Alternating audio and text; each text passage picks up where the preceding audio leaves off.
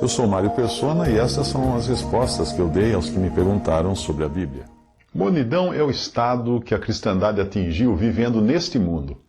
Quando nós entendemos que a carta à igreja de Laodiceia é profética e expressa o último estágio do testemunho cristão na Terra, nós percebemos que muito do que ela diz, essa carta diz, cai como uma luva para a cristandade atual. O versículo que eu estou mencionando é este aqui. Conheço as tuas obras, que nem és frio nem quente, quem dera foras frio ou quente. Assim porque és morno e não és frio nem quente, vomitar-te-ei da minha boca. Como dizes, rico sou, e estou enriquecido, e de nada tenho falta, e não sabes que és um desgraçado e miserável, e pobre, cego e nu. Apocalipse capítulo 3, versículos 15 ao 17. Pessoas mornas são pessoas sem opinião formada, são como meninos inconstantes levados em roda por todo o vento de doutrina, pelo engano dos homens que com astúcia enganam fraudulosamente. Efésios 4, versículo 14. São um alvo perfeito para uma demonstração como a que Elias fez aos filhos de Israel no passado.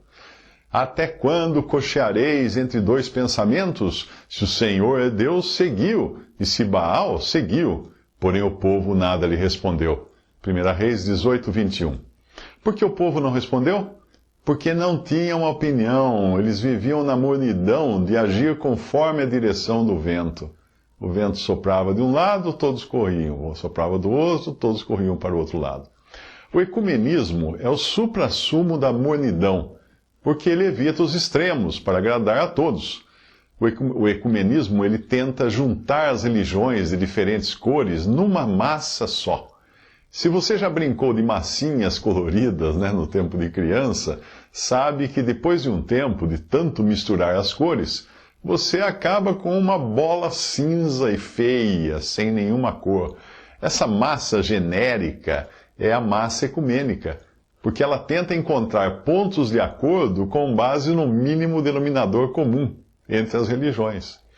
Por exemplo, um crê que Jesus é Deus, outro não crê assim. Então eles deixam de lado este ponto de conflito e passam a se concentrar em algo que seja opinião constante nas duas opiniões, ou nas duas religiões.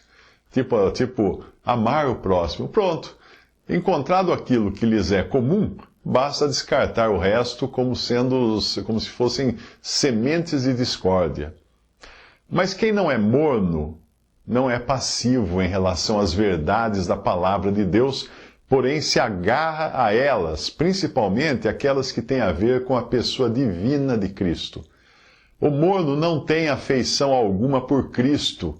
Pode falar muito de amor, amar o próximo, mas não tem afeto por Cristo. Porém, o crente genuíno, ele tem verdadeira paixão por seu Senhor. E quando alguém coloca em dúvida algum dos seus atributos, ele fica indignado.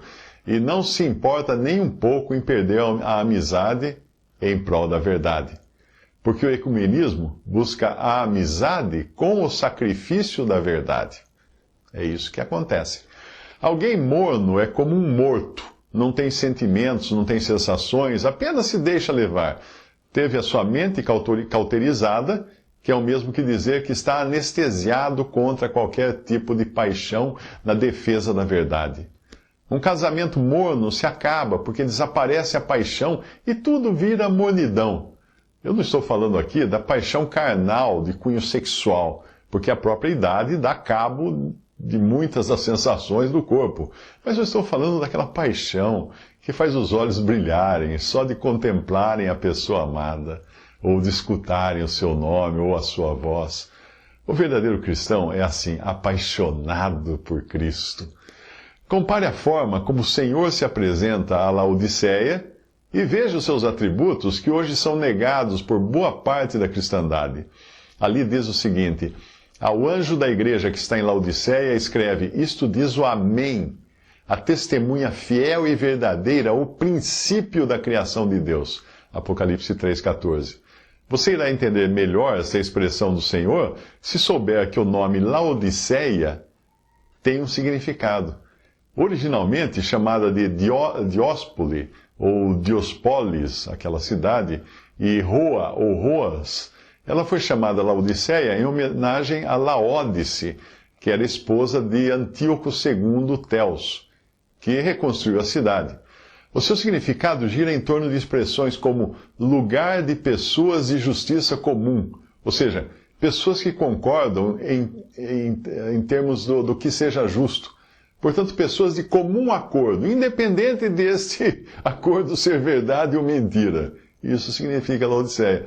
O século XIX foi quando nasceu o espírito de Laodiceia, que se espalhou pela cristandade e tem tudo a ver com as grandes descobertas científicas e com a invasão da cristandade por filosofias orientais, ou na cristandade, não é? Filosofias vindas do Oriente, filosofias reencarnacionistas, e andando em par e passo também com o evolucionismo de Darwin e de outros. Se até então os que se denominavam cristãos defendiam com paixão que o Senhor é o Criador de todas as coisas, a falsamente chamada ciência inseminou dúvidas, introduzindo teorias de uma criação acidental e de uma suposta evolução da vida. Isto é o que hoje muitos que se dizem cristãos professam, porque seria um disparate, na opinião deles, duvidar da ciência. Mas de que ciência nós estamos falando? Daquela que eu aprendi no ginásio, quando a tabela periódica era bem menor do que a atual?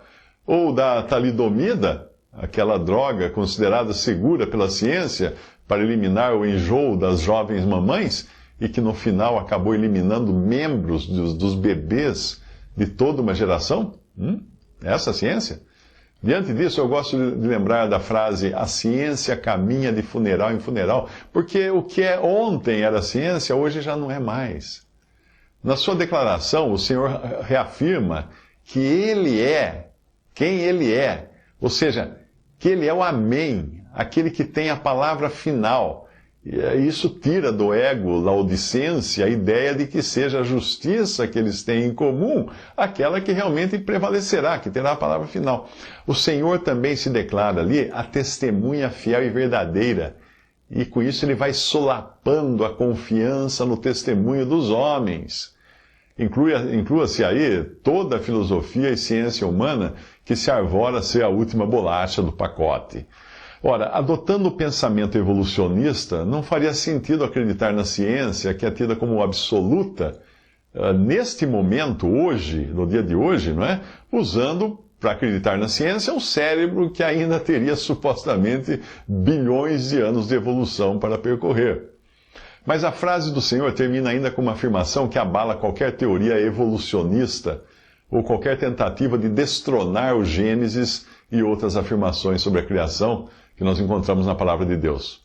Afinal, o Senhor diz ali ser como Ele realmente é, o princípio da criação de Deus. Isso de maneira nenhuma significa que Ele teria sido o primeiro ser criado, não é? Porque no capítulo 1 do Evangelho de João, nós vemos que Ele próprio criou todas as coisas e não poderia assim ter criado a si mesmo. Ali diz: no princípio era o Verbo, e o Verbo estava com Deus, e o Verbo era Deus. Ele estava no princípio com Deus. Todas as coisas foram criadas por Ele, e sem Ele nada do que foi feito se fez. João 1, de 1 a 3. Porém, numa era de crença cega no método científico, não é de se espantar então que a grande maioria dos que se dizem cristãos prefiram a segurança de acreditar que o Gênesis é a história de criancinha, porque essa é a opinião da ciência. Preferem, então, acreditar nisso do que passarem por crentes bitolados e atrasados. Eu me solidarizo com jovens cristãos que fazem afirmação da sua fé nas escolas, mesmo cercados de desdém, de zombaria, por crerem em um Deus Criador e em Cristo Jesus, o Salvador. A turma do Maria vai com as outras irá sempre achar mais seguro para a reputação deles seguir a onda, como Paulo descreve o modo de vida dos efésios antes da sua conversão. Ele diz assim: noutro tempo andaste segundo o curso deste mundo, segundo o príncipe das potestades do ar, do espírito que agora opera nos filhos da desobediência, entre os quais todos nós também antes andávamos, nos desejos da nossa carne, fazendo a vontade da carne e dos pensamentos. Efésios 2, de 2 a 3. Quer saber se você é participante da mornidão que assolou a cristandade? Se estiver andando do jeito que o mundo gosta, estará andando também do jeito que o diabo gosta. E é neste engano que mergulhou a cristandade. Visite respondi.com.br. Adquira os livros ou baixe e-books. Visite 3minutos.net. Baixe o aplicativo.